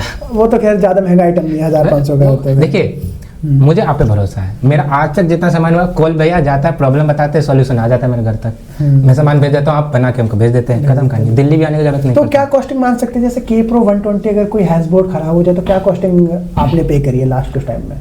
देखिए लगभग, देखिए मेरा लगभग जाता 20 मान के चलिए, 20 मान के डिलीवरी से सब लेके जोड़ के, ठीक है, क्या इशू नहीं आ जाता है पर वो। हाँ 20 मान के चलिए, इसी तो बोला कि 20,000 रुपये मैं निकाल के रखता हूँ। अब भगवान ना करे एक ही साथ 3 खराब हो जाए, ये भगवान जानते हैं क्या होगा नहीं होगा मशीन का, क्योंकि मेरे तरीके से पूरा अच्छी तरीके से चल रहा है मशीन। अब क्या इशू हो जाए तो कोई नहीं जानता, लेकिन अगर बाई चांस एक मंथ में खराब हुआ तो लगा के भाई मशीन को रुकना नहीं है, इतना मुझे पता है। वही चिंता होनी भी चाहिए। बिल्कुल। आप इन्वेस्ट किए हैं तो चिंता नहीं कीजिएगा तो मशीन कैसे चलेगा। बिल्कुल। आपने इन्वेस्ट किया तो चिंता सबसे बड़ी इंपॉर्टेंट चीज़ है यहाँ पर। चिंता नहीं तो मशीन और खराब होगा। चिंता कीजिएगा तो आप साफ सफाई में ध्यान दीजिएगा, मेंटेनेंस में ध्यान दीजिएगा, लंबा चलेगा। बिल्कुल। क्या डस्ट प्रॉब्लम बनती है हीटिंग का? बिल्कुल बनती है। डस्ट से जितना बचा के रखें, अगर डस्ट हो भी रहा तो मशीन को साफ करिए। तो जैसा आपने बताया कमरे में आप साफ सफाई रखते हो, तो कितने टाइम में आपको क्लीन करने पड़ते हैं माइनर? ये निर्भर करता है। आप कमरे में गए और देखा कि भाई डस्ट जमीन में बहुत ज़्यादा, इसका मतलब ज़्यादा कचरा आ गया, तो मशीन को साफ कीजिए। तो कितने टाइम में आप मशीन साफ करते हो? उसके जाली से देख के पता चल जाता है कि साफ करने ऑन एवरेज जो आपको लगता है। हाँ 2-3 महीने में एक बार। एक कभी क्या होता है कि पंखे में बहुत ज़्यादा डस्ट हो जाता है, मैं सोचता हूँ शायद बहुत ज़्यादा डस्ट हो गया है, पर जैसे मशीन खोलता हूँ ज़्यादा डस्ट भी नहीं है। यानी मैंने मेंटेन करके तो अच्छा रखा है, लेकिन मेरा ऐसा नहीं है कि हम रिस्क नहीं लेंगे, हम रिस्क नहीं लेते। गंदगी दिखा खोलो भाई साफ कर लो, क्योंकि भाई उसको मुझे तो करना है नहीं, मैंने सिखा दिया भाई खोलो जल्द साफ कर दो। अगर 1000 रुपया भी लग रहा है सारे मशीन को खोल के साफ करने में, तो 10,000 रुपये नुकसान नहीं ना कर लूँगा मैं 20,000। बिल्कुल बिल्कुल। नॉइस के बारे में क्या कहना चाहोगे, क्योंकि कई सारे लोग आपके पास रहते होंगे आस पड़ोस, तो क्या नॉइस प्रॉब्लम बनती है आपके लिए? इंडस्ट्री को कल कारखाने को शहर से क्यों दूर बनाया जाता है? नॉइज के कारण। हॉर्न बजाने में क्यों मना किया जाता है? नॉइज के कारण। ये नॉइज करता है, ये दहाड़ता है। समझ रहे हैं आप? कभी माइनर को देख लीजिए, आपको यूट्यूब से नहीं, कभी सामने से अगर चलेगा तो पता चलेगा अरे बाप रे बाप क्या हो रहा है। क्या सच में एक्चुअली इसके बाद ठीक ठाक है? बहुत अच्छी तरीके से पता चलता है क्या चल रहा है। तो क्या आस पड़ोस के आके बोलते भी क्या चला रखा है? आप 1-2 दिन चले नहीं फर्क पड़ जाएगा, लेकिन अब दूसरा तीसरा दिन तो जाएगा, पूछेगा भाई क्या है, लगातार चल रहा है, रात को भी चल रहा है, दिन को भी चल रहा है। तो अब ऐसा नहीं है कि अब इसको फ्लैट, पहली बात फ्लैट वाले एरिया में तो ये चलेगा नहीं, फ्लैट वाले आपको कुछ ऐसा ही एरिया मिलेगा जहाँ इलेक्ट्रिसिटी कॉस्ट कम है और वहाँ पर ऑटोमेटिक वहाँ पर आपको ज़्यादा स्पेस मिल जाता है, ज़्यादा स्पेस मिलेगा। तो मशीन बढ़ाना तो आपको स्पेस वाले जगह पे ही बढ़ना होगा। बाकी आप चलाने के लिए कहीं भी चला सकते हैं बाई चांस अगर, बट अब तो आवाज़ खत्म करने के सॉल्यूशन आ जाते हैं, कूलिंग किट लगा के आप आवाज़ खत्म कर सकते हो। बट हाँ, एक आवाज़ प्रॉब्लम क्या देती है माइनिंग में ज़्यादा, मतलब क्या प्रॉब्लम आती है, आवाज़ की दिक्कत रही है आपके में, आवाज़ की वजह से कोई इशू हुआ हो? आवाज़ की वजह से थोड़ा सा इशू होता है, जैसे आदमी इंसान ही है, सोता है ना, तो थोड़ा, अब क्योंकि मैं 18 चला रहा हूँ तो इसके लिए सेपरेट रूम बनाना पड़ा, उसको अच्छी तरीके से मेंटेन करना पड़ा। देखिए ऐसे झूठ नहीं बोल सकता, माइनिंग करते समय आवाज़ एक प्रॉब्लम बनता है, बहुत ज़्यादा आवाज़ करता है, आवाज़ खींच रहा है इधर से भी उधर से भी, तो थोड़ा सा आता है प्रॉब्लम। लेकिन ये अब डिपेंड करता है आप किस एरिया में रहते हैं, कैसे मैनेज, ये मैनेज आपको करना है। बिल्कुल, ये हम और आप निर्णय नहीं कर सकते। तो इसका समर में ज़्यादा प्रॉब्लम आती है माइनिंग में? नहीं, किसी चीज में नहीं आता, अगर आप मेंटेन करके चल रहे हैं किसी चीज में नहीं आएगा, कोई दिक्कत नहीं है। मैंने कूलर लगाया, अभी ठंड में पानी नहीं है, लेकिन जब गर्मी आता है, बहुत लोगों ने बोला, तो मतलब विंटर के क्या बेनिफिट मिलते हैं और समर में क्या दिक्कत आती है? विंटर में है कि भाई ज़्यादा साफ सफाई करने का भी लोड नहीं है कि मशीन को साफ करो, और उसमें अगर थोड़ा सा भी हवा ऊपर नीचे भी होता है तो कोई फर्क नहीं पड़ता, क्योंकि ठंड के समय मशीन झेल लेता है। ये चीज़ है, बंद करके नहीं कमरा, मतलब उतना साफ सफाई में ध्यान नहीं देंगे तो विंटर में। हाँ। समर में? समर शुरू होता है, और बरसात में क्या होगा कि आपको पानी से दूर रखना जितना हो सके, पानी को दूर रखना। और समर में हम कूलर में पानी यूज करते हैं, बहुत लोग बोलते हैं कि पानी से मशीन खराब हो जाएगा। मेरा मानना है कि अगर आपने सही ढंग से कूलर को रखा है, फ्रंट पे ना रख के उसको थोड़ा टेढ़ा रख दे, तो वो अच्छी तरीके से आपका कूलिंग कर देगा। बहुत कोई मैंने एक बार यूट्यूब में देखा था कि उन्होंने पूरे दीवार में पानी जा रहा है और उसको हवा खींच रहा है, पंखा भी नहीं लगा हुआ है, सिर्फ पानी जा रहा है, आजकल जो एक आता है फोम, उसे पानी जा रहा है और अच्छी तरीके से हवा खींच रहा है। तो पानी से वो जो होता है ना ठंडी हवा, कूलर जैसा काम करता है। पंखा तो खुद मशीन में लगा हुआ है, पंखा लगाने की जरूरत नहीं। जो बाहर से हवा छोड़ता है ना, उसको खींचने के लिए बस पंखा लगाना पड़ता है। खींचने के लिए कोई आपको, जैसे हम कूलर लगाएं, क्योंकि मेरा थोड़ा सा अंदर रूम है इसलिए कूलर लगाएं, नहीं तो वो भी मैंने व्यवस्था कर दिया है कि अब हवा अच्छी तरीके से आ जाए। कभी कोई एक कंप्लेन आई है पड़ोसियों से, मतलब किसी माइनिंग को लेकर, आवाज को, बिजली को? मतलब जैसे जैसे मेरा मशीन बढ़ा है, मैंने आराम से सब। कभी किसी को पड़ोसी को पता चला यार पैसे कमा रहे हैं, उनको मतलब बुरा लगा हो यार ये कैसे कमा जा रहा है लड़का? भाई देखिए, सब अपने चीज़ का खुद मालिक होता है। आपको अगर पता चला, आप खुद कीजिए, आप व्यवस्था कीजिए। कभी किसी ने कभी बोला तो नहीं है, और अगर कभी बोलेगा तो भाई इशू क्या है बताओ। कभी होते हैं ना, जो जैसे मैंने बहुत बार देखा, चाचा तो के ये जो होते हैं बहुत चिढ़ते हैं, तो आपके साथ कभी नहीं हुआ उनको पता चला हो? ना भाई, अपना चल, मैं बोला 2 साल से लगातार चल रहे हैं, तो ऐसी कोई ऐसा नहीं है कि फैमिली मेंबर्स आए नहीं।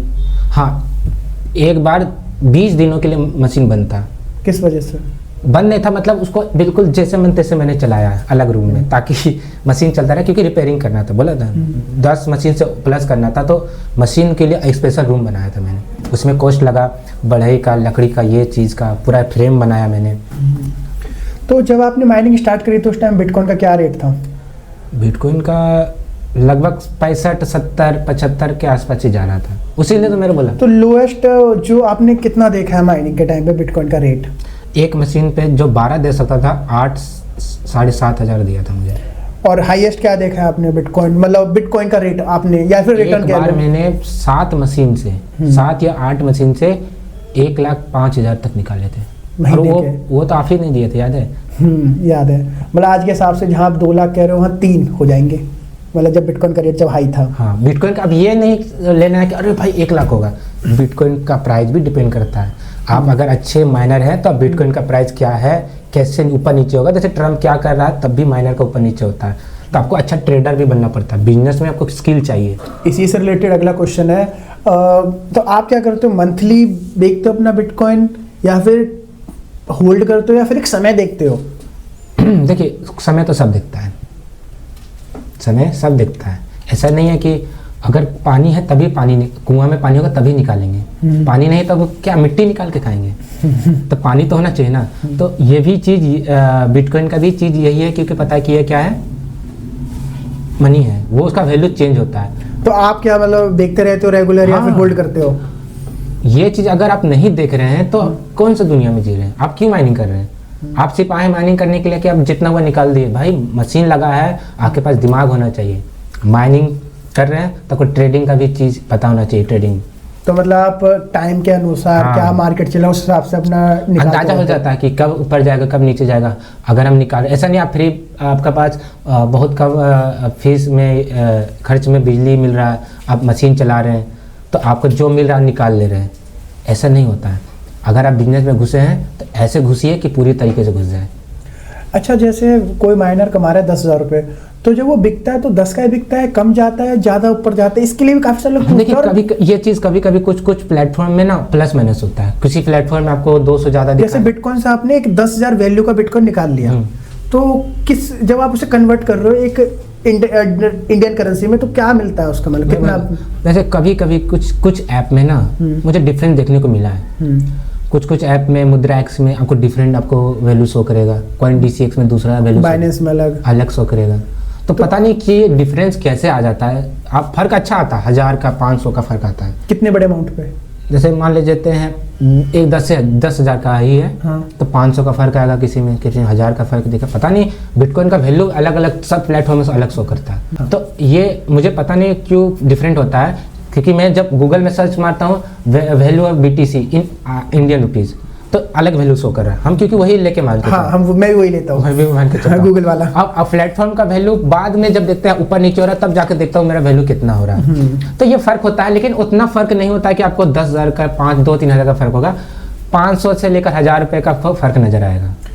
आज तक की सबसे बड़ी गलती जो आपको लगी हो बिटकॉइन के प्राइस को लेकर? एक बार मैंने गलती से बेच दिया था।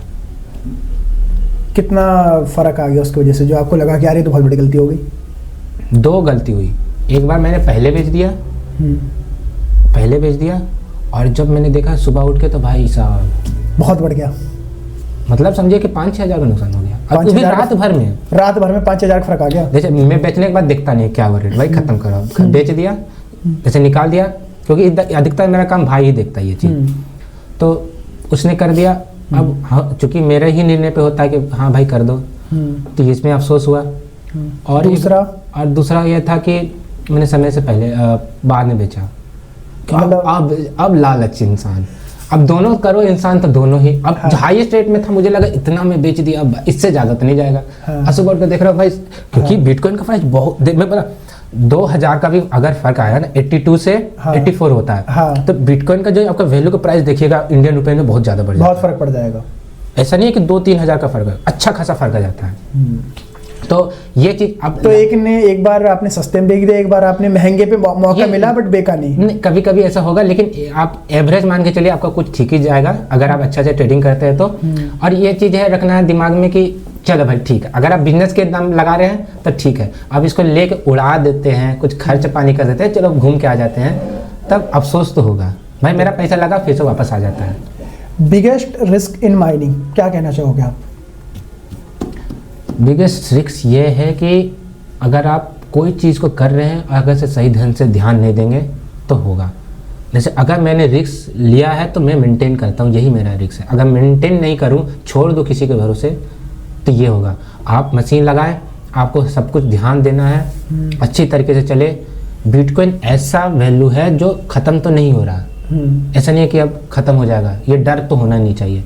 और ऐसा भी नहीं है कि रातों रात अमीर हो जाएंगे, ये धीरे धीरे ऊपर नीचे होते हुए चलता है। 1 लाख भी गया, हमने सबसे कम भी देखा 60, और सबसे ज़्यादा 1,05,000 तक के उस आसपास देखा। तो ये दोनों चीज़ें, ये हार्डवेयर है। हार्डवेयर को चाहिए होता है प्यार दीजिए, उसको अच्छी तरीके से मेंटेन कीजिए, बच्चे की तरह रखिए। वो कभी बड़ा नहीं होगा, वो बच्चा रहेगा, उस जिद करेगा, ये करेगा, आप उसको दुलार पुचकार के अच्छी तरीके से साफ सुथरा रखिएगा, वो समय के साथ चलता रहेगा। मेरा मानना है कि अगर मैं इसी तरीके से रखूँगा 4 साल तक मेरा मेहनत खराब नहीं होगा। जो भी आप विड्रॉल लेते हो उस पर क्या टैक्सेस रहते हैं? रहेगा। देखिए मान लेते हैं आपने 10 रुपये का विड्रॉल लिया, समझ रहे हैं, 10 रुपये का विड्रॉल किसी प्लेटफॉर्म में लिया, तो क्या होगा कि यहाँ से कुछ चार्ज कटेंगे और आपके पास 9 रुपये बचे, मान लेते हैं 9 रुपये बचे, किसी प्लेटफॉर्म लिया।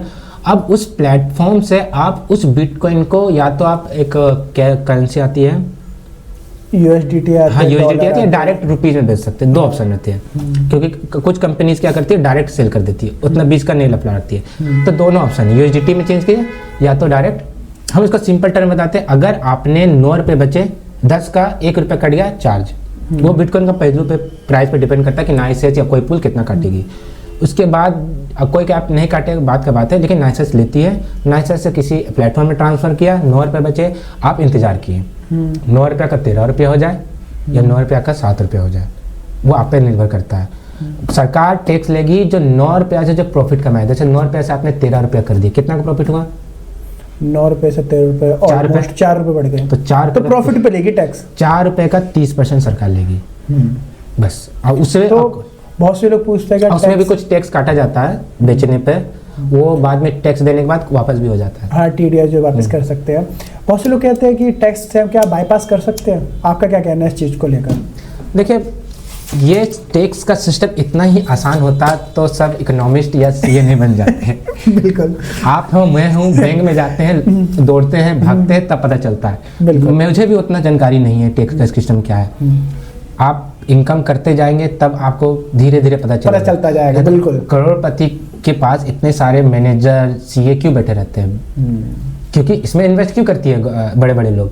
क्योंकि पता है कि ये ऐसा सेक्टर है जो पता नहीं कब स्टॉक मार्केट गिर जाए, पता नहीं। तो ये चीज़ है कि टैक्स सिस्टम। अब दूसरी बात की सरकार ने बिटकॉइन तो लागू करके रखा है, लेकिन कैसे काम होगा वो कुछ नहीं पता। डायरेक्ट बोल दिए प्रॉफिट पे 30% दो, 40% कर देगी कल, पता नहीं। तो वो तो नहीं पता।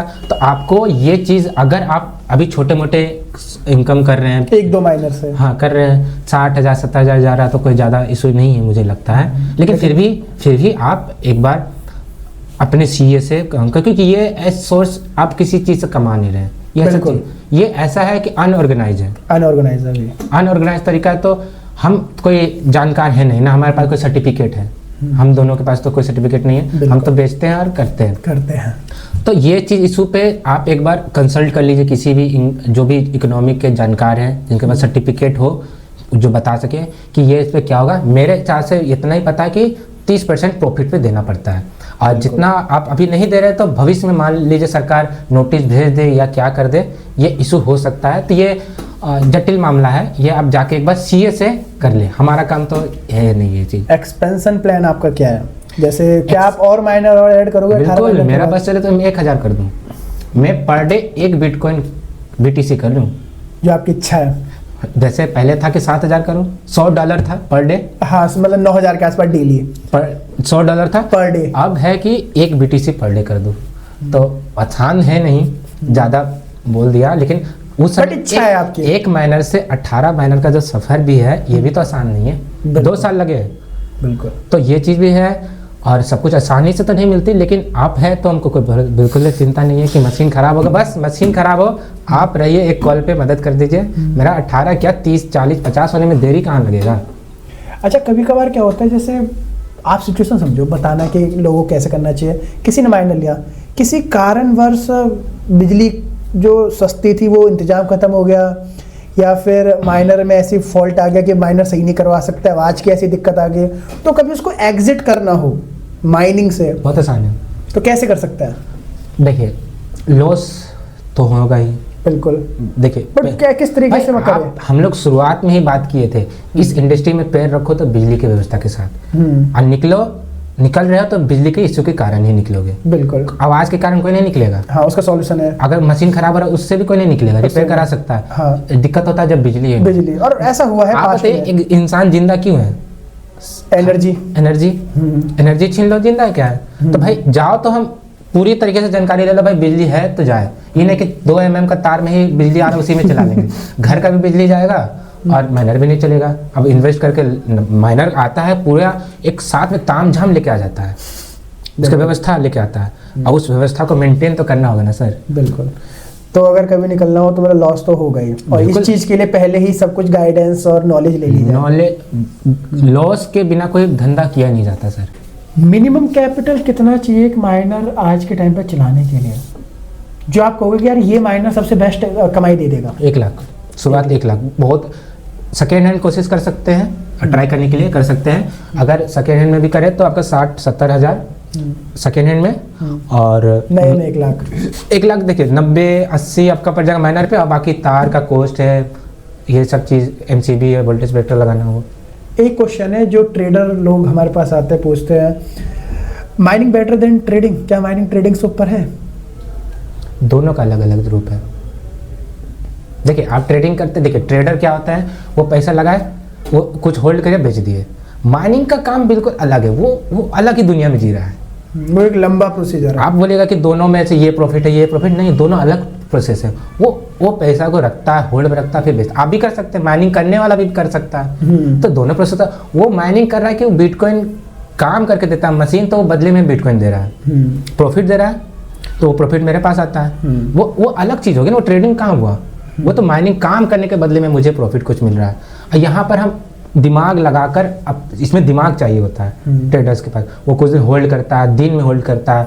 तो जैसे आप ट्रेडिंग भी करते हो, माइनिंग भी करते हो, तो क्या प्रेफरेंस दोगे, क्या माइनिंग ज़्यादा अच्छी है ट्रेडिंग? बन जाता है इंसान, माइनिंग करने वाला ट्रेडर बन जाता है, माइनिंग करने वाला ट्रेडर बन जाता है, उसको दिमाग आ जाता है। अब उसको आता समझे ऐसा नहीं बेचना है, इंतजार करो, क्योंकि अगर वो 90,000 का प्रॉफिट कमाया, 90 मतलब जितना भी 90,000 का, उस 90,000 के बिटकॉइन का वैल्यू का वो चाहेगा ना कि 1095 हो जाए। हाँ बिल्कुल, तो ट्रेडर तो बन गया वो, यही तो ट्रेडिंग है, ये ट्रेडिंग है बिल्कुल। लेकिन हाँ ये आसान हो जाता है कि आपको बिटकॉइन खरीदना नहीं पड़ता, वो जनरेट होता है, और हर महीने आता है। हाँ, ये फर्क हो जाता है। बाकी एक चीज, किन लोगों को माइनिंग नहीं करनी चाहिए, ये भी सुझाव दो, मतलब किन लोगों को आप बोलोगे यार आपके लिए नहीं बना? जिसके पास बिजली है लेकिन समय नहीं दे सकते, आप भगवान भरोसे छोड़ देंगे, उनके लिए नहीं है। जो बिल्कुल नहीं है। दूसरी बात, सिटी में रह रहे हैं, उनके लिए बिजली बहुत महंगी है, बिजली महंगी, उनके लिए भी नहीं है। बिजली की व्यवस्था नहीं, पहले से दूर खड़े हो जाए, और जो मेंटेनेंस नहीं कर सकते दूर, बाकी सबको इसमें आ सकते हैं, आराम से आ सकते हैं। 1 टिप टू सेव मनी, कोई पैसा बचाने के लिए कोई एक टिप आप देना चाहोगे माइनिंग के अंदर? पैसा बचाने के लिए? हाँ, जिससे आपका पैसा बचाओ, डेफिनेटली एक टिप माइनिंग के टाइम पे। ये बहुत ही, ये सवाल तो मैंने भी नहीं सोचा था। पैसे बचाने हो तो इस चीज में, माइनिंग खरीदने में तो कॉस्ट तो जो लगना है लगेगा। कोई स्टेबलाइजर, वोल्टेज प्रोटेक्टर, हाँ, ये चीज है। अगर आपका वोल्टेज अच्छी तरीके से 180 भी आ रहा है ना, देखिए मेरा जो एक्सपीरियंस है, 180 में मेरा अभी तक कोई माइनर खराब नहीं हुआ, ठीक है।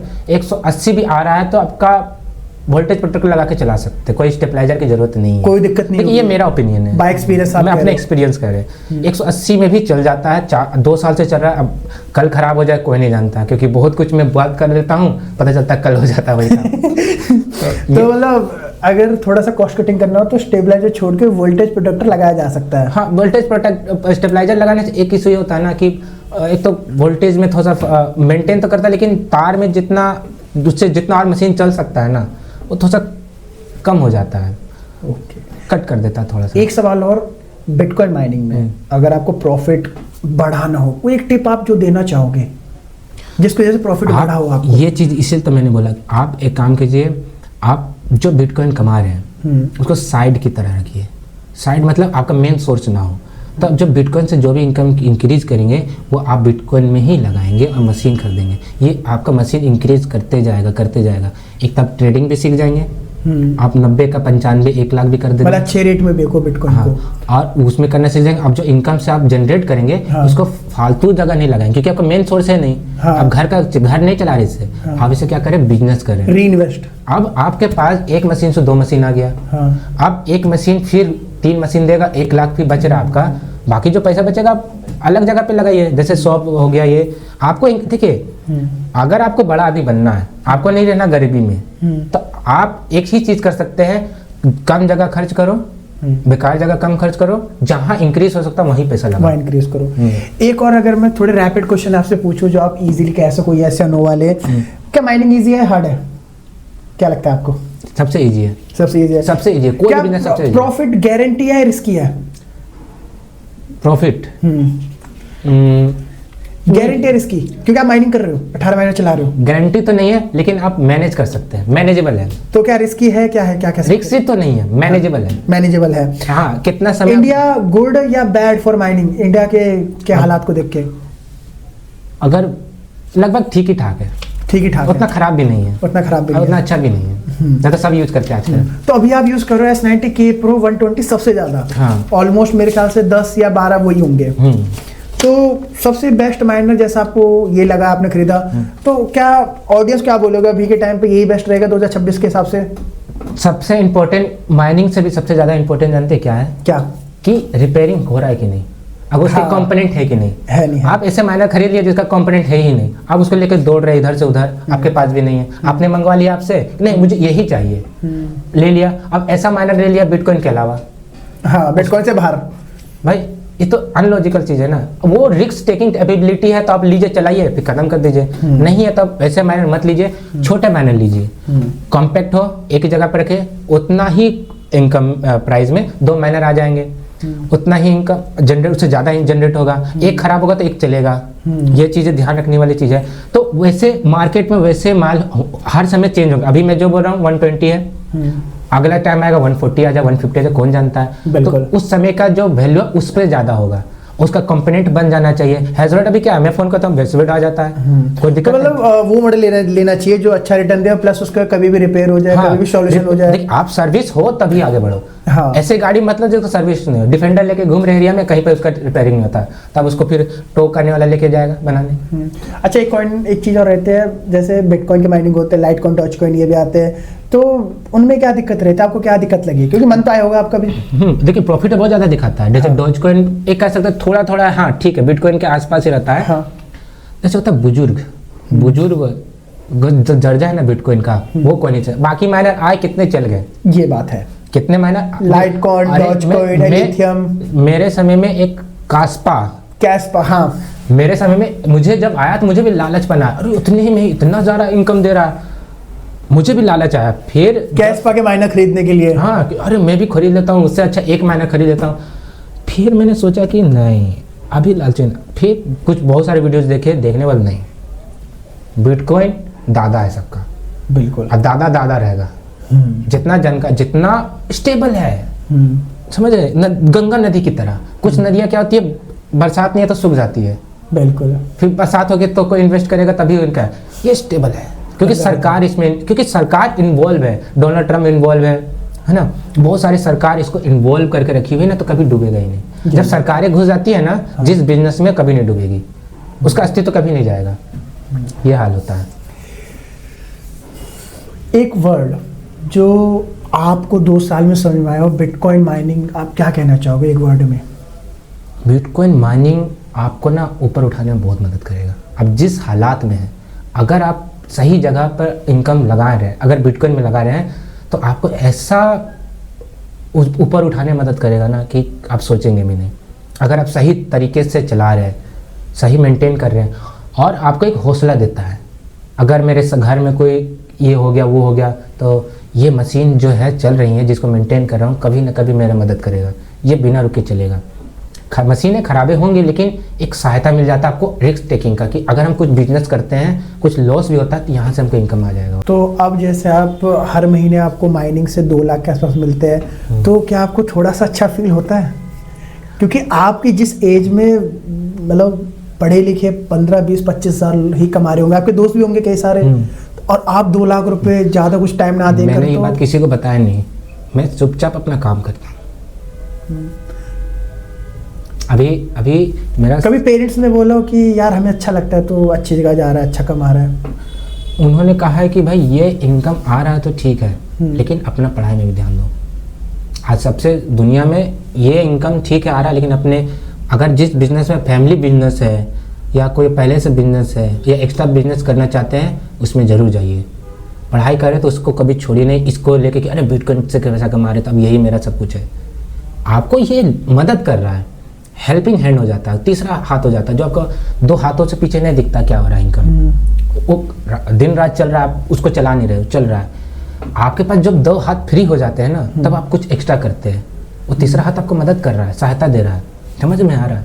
तो ये तीसरा हाथ की तरह काम करता है। जैसे शंकर जी का तीसरा आँख थी, उसी तरीके से ये आपका तीसरा हाथ की तरह काम करता है। आप एक्स्ट्रा आप रिस्क ले सकते हैं, पढ़ाई कर सकते हैं, और पढ़ाई कर सकते हैं। आपको पढ़ाई का खर्च देने की ज़रूरत नहीं, घर से मांगने की ज़रूरत नहीं। MBA में जो 20 लाख लगता है आप खुद कर सकते हैं, तो ये सहायता हो जाता है माइनिंग के माइनिंग आपको सहायता, लेकिन आप इसको परमानेंट नहीं मान के चलिए कि ऐसा नहीं कर सकते कि मेरी घर की दाल रोटी इसी से चलेगी। ये चीज वो चीज गलत हो जाएगी। आज बोलना भी गलत है, क्योंकि आदमी किसी चीज में पूरा विश्वास करके बैठ जाए, कल विश्वास टूट जाए तो बहुत बुरा होगा।